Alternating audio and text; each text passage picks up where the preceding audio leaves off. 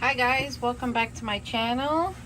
Before anything else, go ahead and hit that subscribe button if you like content about worms and raising worms for composting purposes or breeding worms. Stick around. So in my worm factory here, I have some European night crawlers, and we're going to see how they are doing today. And I'm going to feed them some apples that I had in my freezer. But before I do that, I always like to check on my worms just to see how they're doing. And look at that. That is a gorgeous European night crawler right there. So when castings start forming and things start sprouting, and that's normal, and that's a good sign that your stuff is fertile in here. They're doing well. I'm starting to see a lot of young worms, so that means that they're laying cocoons and they're hatching. Oh look, that's the perfect example of a European nightcrawler cocoon right there. See how bright yellow it is? It's like a little lemon. So when that's ready to hatch, it's gonna turn like a maroon color. And they're still working on the banana I have put in here. But you see, bananas are sweet, and if you notice, they're drawn to it. Look at the young ones that have hatched in here. They're all going towards the banana. Okay, look, another cocoon here that's ready to hatch. Now you remember the one I just showed you is bright yellow. This one is like an orange color. So that's the difference. And I'm glad that I was able to see both of them. And you notice that the European nightcrawler cocoons are a little bigger than the red wiggler ones. So look at that. So they're definitely happy in here because they're reproducing and there are babies in here. And for the love of me, I don't know what this was. I think it was, oh my gosh, I know what this was. This was the stalk, I think, of an inside of a lettuce. I didn't think it would look like that. Oh man. You never know what you're going to find in a worm bin. It's always some kind of adventure. But they're doing well and they're happy in here. And I'm glad that I'm starting to see babies and cocoons, because that's always a good sign. And I'm always like concerned, you know. I'm like a worm mama. I worry about them.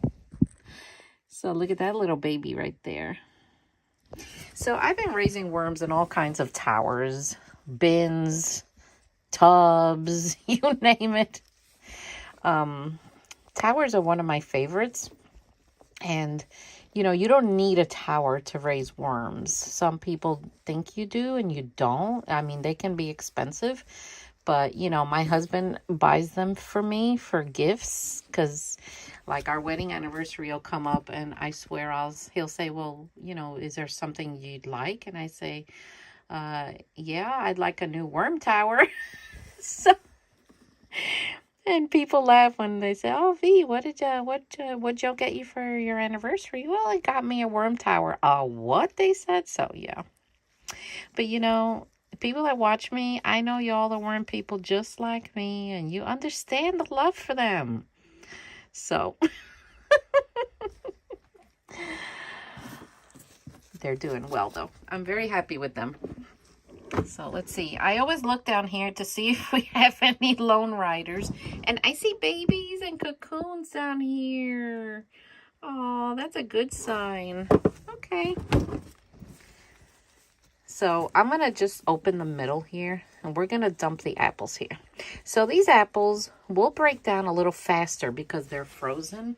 But normally apples, they take a while to break down. They just do. And as you can see, they're frozen solid. Now the coldness of these apples are not going to hurt the worms. European night crawlers, believe it or not, they tolerate cold really well.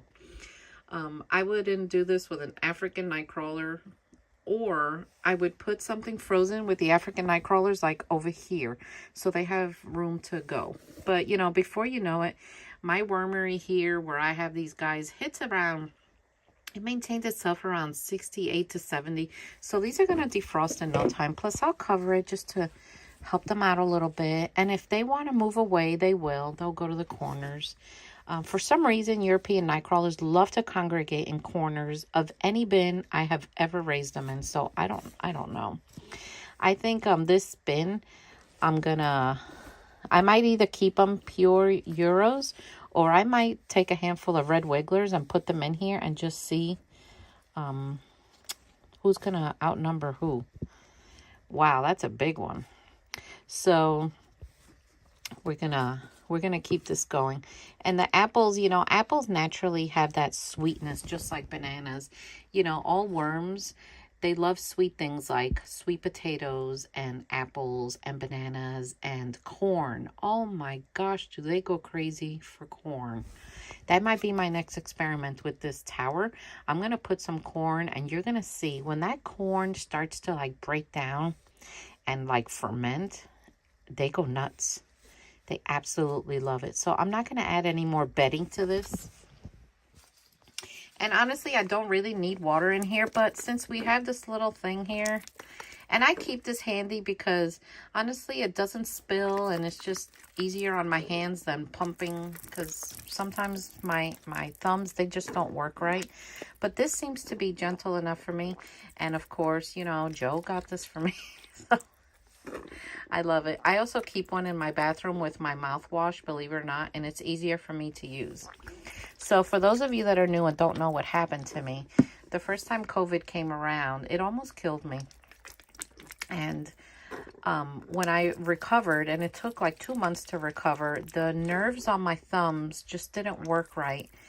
And I had worms down here, and I didn't see my worms for like 2 months. I was like upset and sad, and I thought they were all going to die. And honestly, they made it through. They were kind of thin and little, but they made it through, and I was able to bring it all back.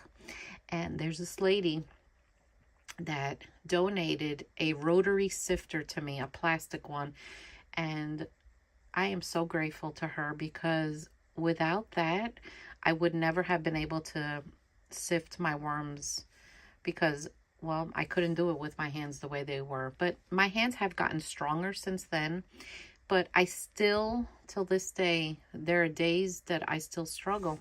So Joe got one of these things, and I'm able to I press more over here, and I'm able to wet my worms.